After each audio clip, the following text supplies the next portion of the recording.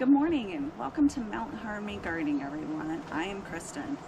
Today is a beautiful overcast day and giving us a little bit of rest from the hot weather.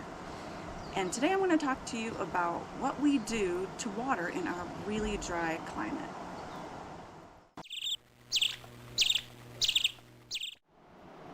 You would think that living in the mountains we would have abundance of moisture and rain, and we don't. We actually live in a very, very dry region of the Rocky Mountains. And where we live, we only get our outside water turned on twice a week. So it's kind of hard for us to water a full entire yard. So we've come up with some really creative ways to help us save our water and keep our garden going through the really hot summers that we have.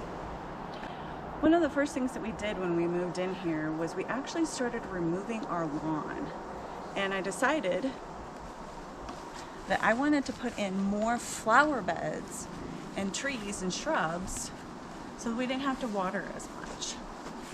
And after that, we added in some hardscaping.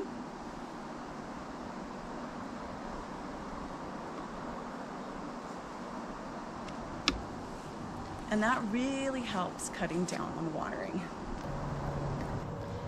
One of the other things we did, because we have such a dry climate, is we xeriscape our yard. This is the most recent flower bed that I put in, and all of these plants are native to our region. And so they're really, really good at handling the dry climate. And xeriscaping is designing your yard or your landscape to use less water with plants that are native to your area. We had to come up with some pretty creative ways to be able to water our garden on days where we didn't get any water.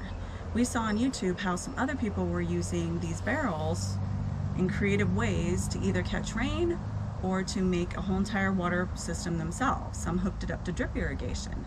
So Donnie came up with this idea for us so that we could water on days where we didn't have water. So being that we only get water twice a week, we needed to figure out a way to water the garden on the off days.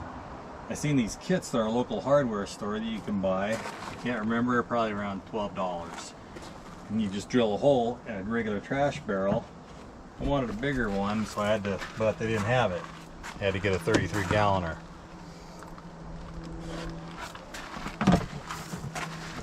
So you put that on there, real easy, and you just get water.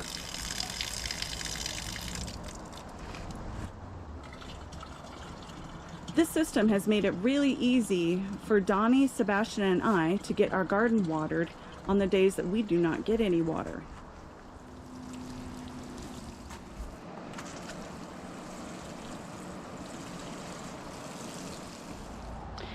This spring, after watching several YouTubers with gardens put in drip irrigation, I finally decided that maybe I should try it myself. And it has worked out fantastic. Look at the size of these plants. It waters really deeply, and I am really loving it that I can just set it for a little while and let it go, and it's not spraying water all over like our other sprinkler system. This next spring, we're going to be adding in a new flower bed,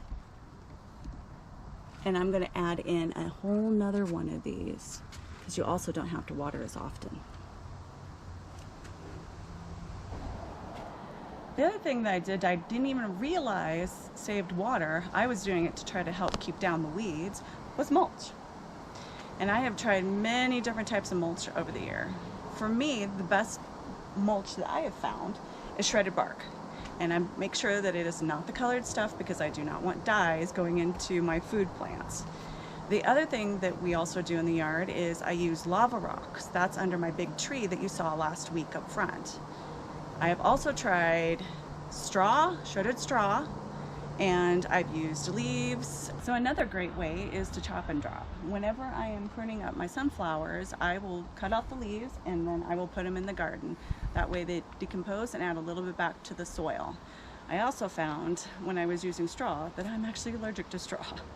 But it was another great way to help you save water in the garden. It definitely keeps the soil a lot more moist around your plants.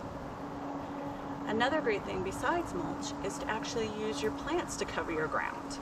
As one of the YouTubers I watch says, always cover your ground. Another great way that we're actually not allowed to do where we're living at is to have a rain catchment system off of your gutters. There are many barrels that you can buy online, but you could also use our water barrel idea that we gave you guys and simply adapt it by cutting a hole in the top and running your gutter into it. Ollas are another great tool to use in the garden. I was introduced to ollas by a fellow gardener when I had a garden in a community garden in a different town. She lent them to me and let me test them out and see how I liked them, and I really liked them. Any of the plants that I put the ollas around seemed to thrive a lot better than the ones that I didn't have the ollas around. They are an unglazed terracotta pot, and the use of them dates back thousands of years. They're still used all over the world. Next week I'm going to show you how to make one of these ollas for yourself. If you purchase them online, they can be quite expensive, and I made this one for a fraction of the cost. Hopefully I've given you some ideas today on how to water your garden in a dry climate. You kind of have to get creative sometimes. Or if it's really super hot, these techniques will also work well for you. Don't forget to like, subscribe, and share the video around. Also feel free to comment below. I read all of our comments and I try to answer any questions that you guys have to the best of my knowledge. Also share any of your guys' ideas on how that you water in a dry climate or water saving ideas. Also, look forward to next week's video where I show you how to make that olla. Happy gardening and have a wonderful day.